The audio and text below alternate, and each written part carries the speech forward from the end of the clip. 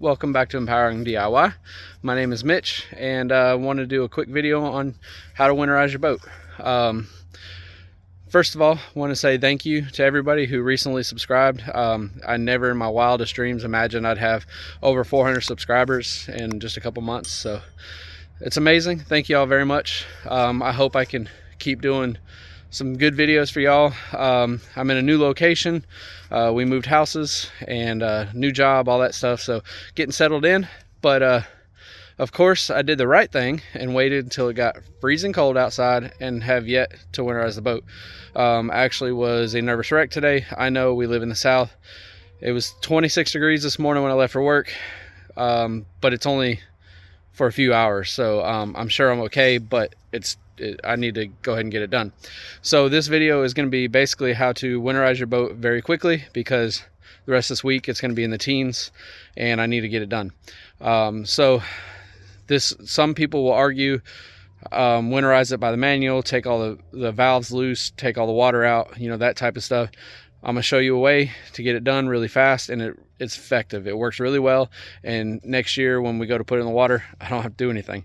Drop it in the water and go. So let me get everything set up, get the boat over towards the house where there's a hose, and we'll show you how to get it done. Hold on. All right, so basically, very simple process. You have some hoses with a valve right there and a little diverter and some earmuffs. This kit was like $4 more on Amazon to buy new earmuffs, and so I went ahead and got it with that. It comes with this tank and some of the art, you know, then you just buy the RV Marine. This stuff is cheaper. Do not buy it on Amazon, buy it at Walmart. It was $3 at Walmart, and it was like $10 or $12 on Amazon. No kidding. So be sure you shop around on this. The tank and everything was cheaper on on Amazon, excuse me. Walmart was a little bit about the same price on Walmart.com. The shipping was faster on Amazon, but this stuff was absolutely cheaper at Walmart at the store, not online. It was actually really high online. So if you go to the store and pick it up, it was like $3. And I'm going to put 6 gallons total in this tank. All right, so first of all, don't judge me. This boat is absolutely disgusting. Before we pull it out next year, I'll bring it to the detailer and have it waxed and stuff. It's due, but we just moved and I don't have a building yet, or a shed or a shop or anything, so it makes me sad, but there it is. So let me get everything set up, and I'll turn the camera back on, and then we have to get the boat fired up and get it up to operating temperature before we do this. So hold on one second. All right, I don't know how much you can hear this. May have to redo all this, but basically what I'm doing now, I got it running. I got the water hooked up, and you want to get it up to operating temp. The biggest reason is you want to make sure the thermostat opens, so you get all the antifreeze into the block, or through the head and all that stuff, and that won't happen until that thermostat opens. So especially as cold as out right now, it's probably going to be a good 15-20 minutes. So what I'm going to do now while I'm waiting is I'm going to get this filled up. I've already hooked this up. I used some Teflon tape right there, got it sealed. You put a valve here, so you can turn this on and off, and this on and off. I'll explain all that later. You got the vent tank. So what I'm gonna do now is flip this up on in, take the lid off, fill it up. I'm gonna put 6 of those in there, and like I said, I'll be back when this thing gets warmed up. As you can tell, it's pretty cold. I didn't even think about it. I should have done a cold startup. That would have been cool. All right, I'll be back in just a few minutes. All right, so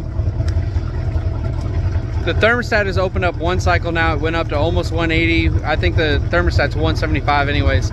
I got up there and then shut off, obviously, or opened, and then the temperature dropped back down to 145. So what I'm doing now is I'm waiting just a second.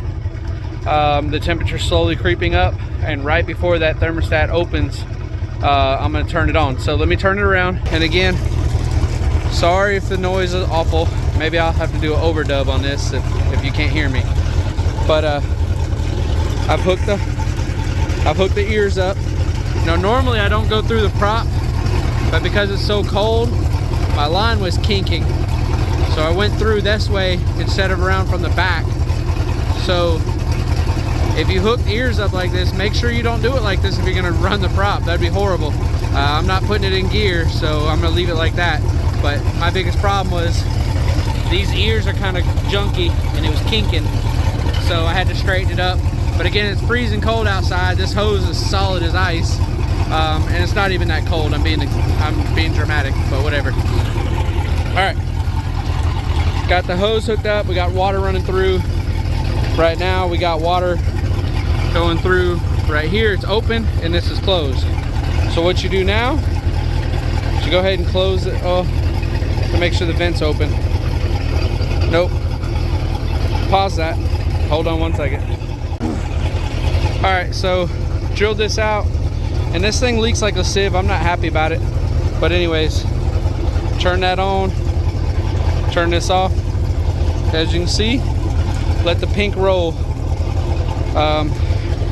I got the vent, you can actually see it's sucking in bubbles, so I have it just cracked open. I don't have it all the way off, and I'm gonna let it run.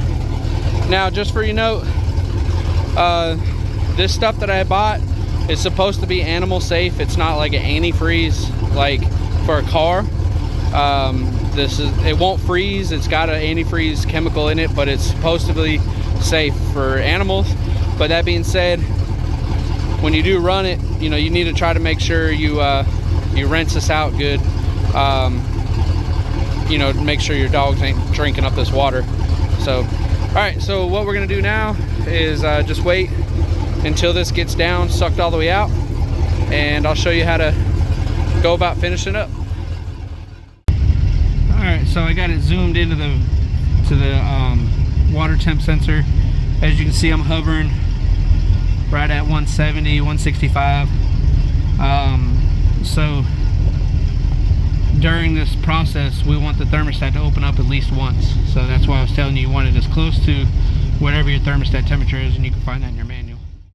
All right, that's it.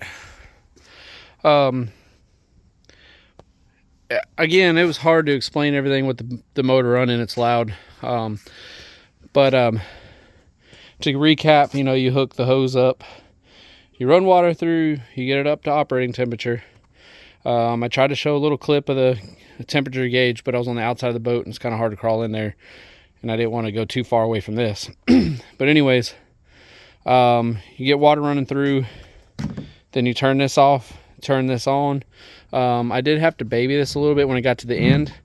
And what I did was I'd like squirt just a little bit of water in there with that, you know, get it flowing again, stop it, squirt it just a little bit, stop it. And basically what I was trying to do is get the last little bit into the motor without running the motor without water. So there may be a hint, maybe a half a gallon of regular water in there, but there's enough of that in there that it won't matter. So that's going through. You can actually see it coming out of the dry, you know, out of the exhaust and out of the other ports back there, that, you know, I had a good amount of the antifreeze coming through. So that being said, park your boat, you know, unhook the battery and all that stuff, and make sure you put the foot down all the way. So any water in the foot will drain out and won't freeze inside there. I know there's plenty of this junk in there, but it's not ideal. So if you leave it down like this, water drains out. Now the only thing about that is, oh, and I had to jump my boat off. So what I would do is somewhere right here, somewhere. All right, I don't know how to explain this right, but you need to put a tag on there or something. I did something stupid not too long ago. It was earlier this year. It was actually start of this season. I left the foot down and I had to move the boat out of my way, and I hooked the truck up to it and I started pulling it out, and the foot was dragging in the dirt, and it was awful. It didn't tear anything up, But what I'm saying is when you winterize your boat and you drop your foot, mark this, put a tag on it or something, because the best of us will forget, I promise. And I'm not even close to being the best, and I forgot. But anyways, so that being said, when you park your boat, you know, you want to try to mark it, say, hey, foot's down, or, you know, whatever. Don't move boat until you check it. And a good trailer operator would walk around the boat before they moved it anyway. So again, my fault, I made that mistake, but learn from my mistakes. Make sure you always check, make sure your foot's up, but leave it down during the winter when you're not using it. All right, get my finger out of the way. That's it. What I'm gonna do now is I'm gonna unhook the battery. I'm gonna put this cover on. I have a winter cover to put over the top of that one as well. And I'm gonna go park it over there, and I'm gonna silently cry forever until I get a carport or a building to get the boat under. And I'm not even gonna clean the boat up until I have a cover. There's no point. So it's just gonna have to be. So anyways, let me back the camera up. You don't want to see my face, do you? Get this cleaned up, and probably throw in a quick clip of what it looks like when it's done. I'm running a daylight, so I'm gonna end this video off now. Thank y'all for watching Power and DIY. If you're not subscribed, please hit the subscribe button. It helps me out. Like the videos, comment. If you want to argue about this process, I'd love to talk to you about it. Just because, heck, why can't we have a conversation? Besides that, y'all happy holidays, and take care of your boats. Let's get ready for next season. Talk to y'all later. Bye.